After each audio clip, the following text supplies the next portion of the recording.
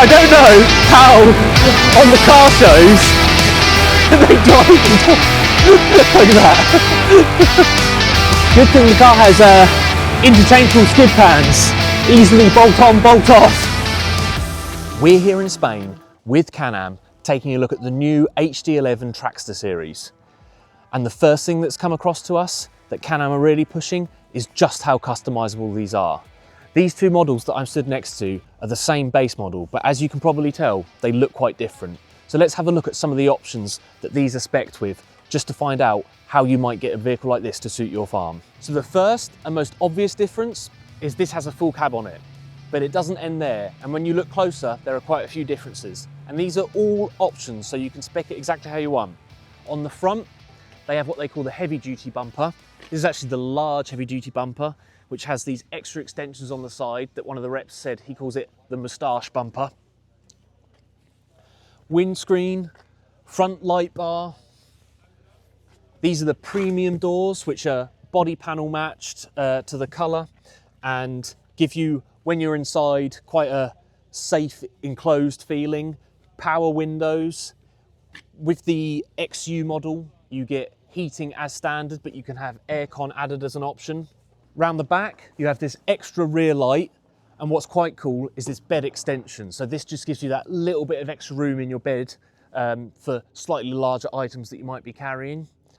Stepping across to the lower spec model that's parked next to this higher spec one, it gives us a good kind of indication that it's not just the vehicle that you can modify and adapt, but also the attachments. So this one, using Can-Am's Link technology, has two gun cases on the back. And there are a whole host of attachments that you can fit onto things like these. Lots of different cages, carriers, all kinds of things that just are so customizable and are going to be helpful for anyone who has very specific requirements for what they do. It's also worth noting this is a full-size SSV, and what that means is, in reality, is you've got an extra middle seat, so you can carry 3 people in these. There is also a Traxter Max model, which is a longer wheelbase and has an extra row of seats behind, so you can carry even more people. Inside, the controls are laid out very sensibly. They're all nice big buttons, but we're going to take a closer look at that once we're actually driving these.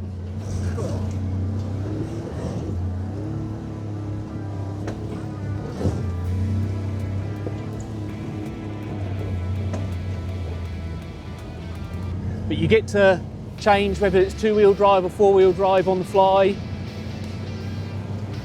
You can also change, it's got rear and front diff locks.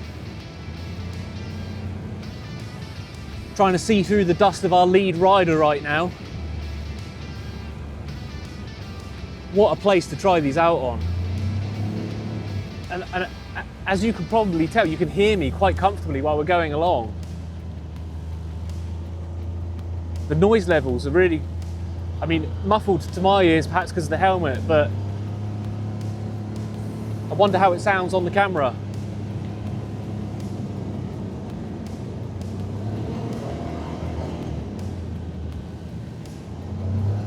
It's probably almost not coming across on camera quite how rocky and bumpy some of this terrain is. But to our eyes, I mean, it's really quite clear, and this thing is just handling it like it's nothing.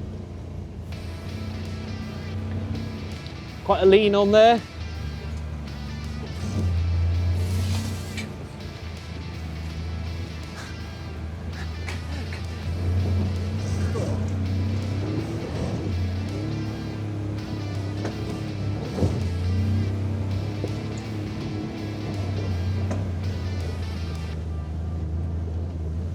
Wow, that was a really steep incline that we just went up there. Loose rock, huge loose rocks that this thing, I mean, it slipped a few times on some of the bigger ones, but always grabbed that traction back again and just kept pulling us up. Never felt worried that we weren't going to make it. So we've just come out of the HD11 open cab. We're now in the HD11, well, Traxter XU Max. What that means is we've got an extra row of seats in the back.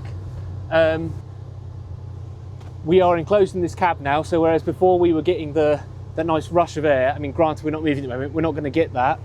We do have fans in here. Don't know if you can hear them, they're louder than the engine. I don't think they're air conditioned, but hopefully once we get moving, we'll get enough air to keep us cool. But Yeah, so this vehicle has all of the same features in terms of the engine and the specification generally on the last one. So that same 999cc engine, 95 horsepower, 95 newton meters of torque, same controls down the front here. And I have to say, I didn't mention when I was in that one, this gear control stick's very easy to use, but we've got that extra row of seats in the back there, so that extra passenger capacity. So again, to drive,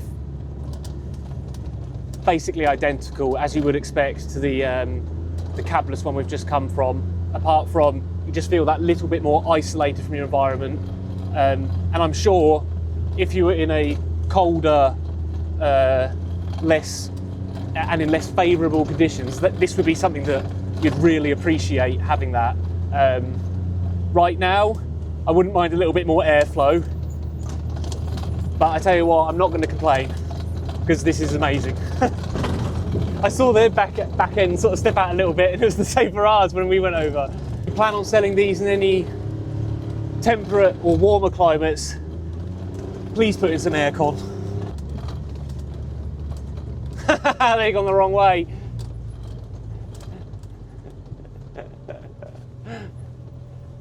Although I don't want to laugh too much, I don't. Okay. What was that? Nothing. I was too busy laughing at them.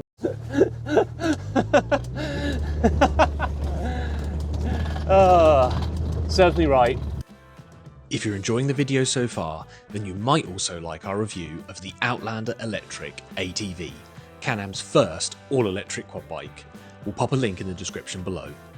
Cool, so this is the Traxter XU HD11 that we've just been driving, the max version with the extra row of seats in the back. What that means is you've got a slightly longer wheelbase, so it's a bit more stable when you're driving, but also with the cab and with the engine being further away from you, it's quieter as well. So despite the heat that we're facing today, and I've just been told that the North American versions do come with air conditioning, so that's the kind of model I think they'd need here in Spain. But yeah, it's super comfortable inside, very easy, and just as capable as the shorter wheelbase ones that we've been riding in front of. We've been able to keep up with them. So Hannah, which is your favourite out of these? At home I've got the HD10. Yes. And I've got the HD11 coming.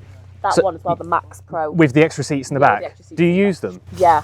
Because we've got a growing family now too. Right. And like honestly, by the time we always have our dogs in the back. Yeah. So by the time you've got the dogs in the back, you want to put your stuff somewhere. Yeah. So the back seat ends up being more of like a stuff there. And because it's longer, right? So you actually do get a bit more space generally. More space yeah. Yeah. And then I've got we've shut the kids' car seats in, or I'm often farming with a few people. Like so, me and Dad will get in. If anyone else comes, you can just easy get in. Yeah. Dogs can get in, and then. Okay. So you have the HD10. I have the HD10 at home, and just at the minute, just a single bench, not double bench. And have you driven the HD11? Yeah, I just drove that. Okay. It glided. Yeah. Yeah. I was like, wowee. I was gonna say, what's the main difference you notice? It was quiet. Yeah. It was really quiet, but then the HD10 Max is also quiet. Yeah. But it's just that is another level of quiet. Yeah. And that just handles everything like a breeze. Yeah. And it's so chill. Yeah. Yeah, I loved it. A little bit hot today. I was sweating now. Like, where's the aircon? Yeah. They only get them in America. They do come with an aircon. You can get that in because mine's got the aircon. Oh, can you? Yeah. Oh, okay. So mine's got the full aircon in, and there's the radio in. Yeah, because I saw it had speakers up the top. Yeah, and the radio's good. Yeah. Yeah, they look decent. Yeah, it's good quality. So yeah, I would not get one without the. So we've just stepped back a little bit, and we're actually now sat in the HD10. So it'll be interesting to see how, having had a go in a couple of the newer models, what it feels like stepping into the previous generation, which I have actually driven before and know is a very capable machine, capable vehicle, but never side by side with the new one. So that'll be an interesting comparison. The one thing that I'm already very happy about though is on this dial right here, I see blue, which means we've got aircon. You've got very similar functions as to what the newer one has, but I have to say the layout on the newer machine does feel a bit cleaner and maybe a bit more modern as well. These buttons, it's got a few kind of maybe more slightly dated looking rocker switches. I guess as well, in this machine we don't have the three-cylinder inline Rotax. We've got the V-twin, which is similar displacement. I think it's around 960, 970 numbers. We'll double check that.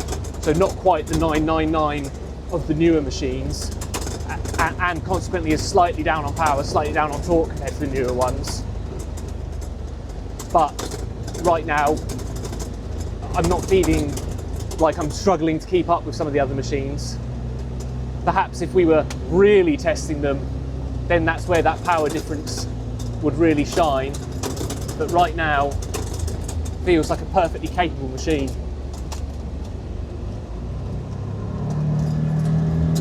So you might not be able to hear it on the microphone right now, or on the camera rather, but it is quite rattly behind us, and I'm not sure if that's the kit itself or the fact that we've got a cage running across the back of the windscreen.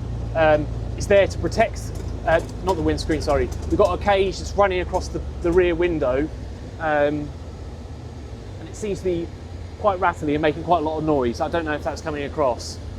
We're on particularly bumpy terrain, so it's particularly noticeable. I'm not hearing it so much, and it might be because my hearing's not as good, but the cameraman reckons that this one's a little bit noisier than the other one. Maybe you can pick that up on the camera better than me.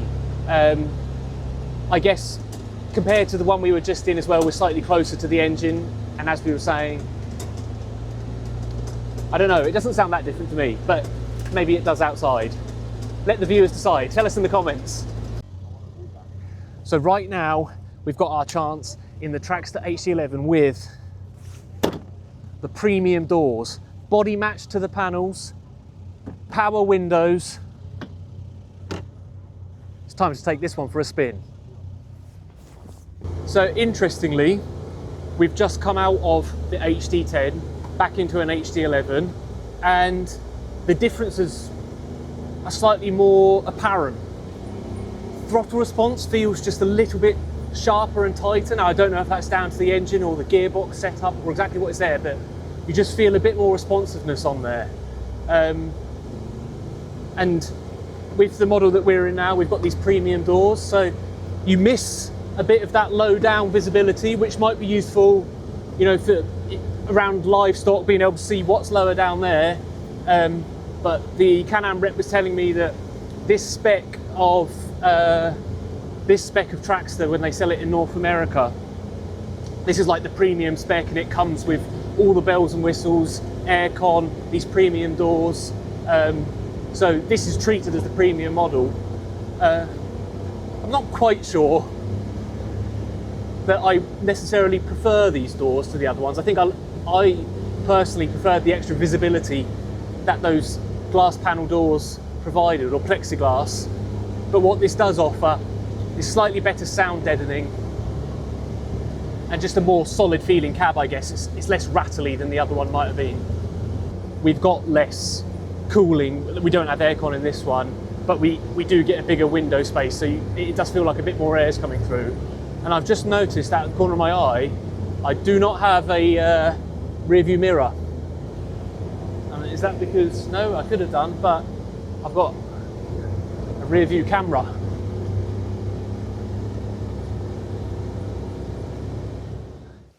So, the Traxter HD11. We really were quite impressed with how these handled the terrain that we threw at them. There was plenty of space inside, and although we were getting hot in that Spanish sun, which unfortunately has left us now, they're very capable machines. But at the price point they're a premium product, you'd expect that. A slight negative perhaps of this Max version in particular, I don't think it's the prettiest looking thing in the world, giving slight golf cart vibes. But all in, when you're concerned about capability, this does the job. We also have a video of the monstrous Outlander 6x6 coming your way. Make sure you subscribe so you don't miss out.